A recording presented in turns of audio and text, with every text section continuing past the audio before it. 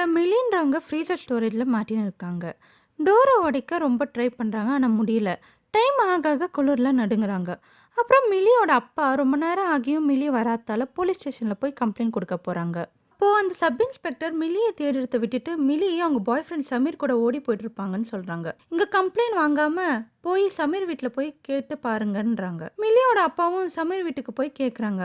அப்ப சமீரோட அம்மா சொல்றாங்க, அவனுக்கு வேலை கிடைச்சு அவன் டெல்லிக்கு கிளம்பி போயிட்டான்னு சொல்றாங்க. மிலியோட அப்பாக்கு என்ன பண்ணுறதுன்னு தெரியல. ஃப்ரீசர்ல இருக்க மிலி எக்ஸாஸ்ட் ஃபேனை அட்டை மூலமா பிளாக் பண்ண ட்ரை பண்றாங்க.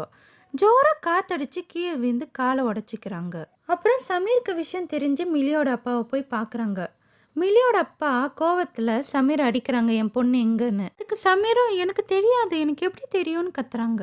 அப்புறம் 2 பேரும் ஒண்ணா சேர்ந்து தேட ஆரம்பிக்கிறாங்க. ஆனா எங்க தேடியும் மிலிய கண்டுபிடிக்க முடியல அவங்களால. திரும்பி மிலியோட அப்பா சமீர் கூட போலீஸ் ஸ்டேஷனுக்கு போறாங்க.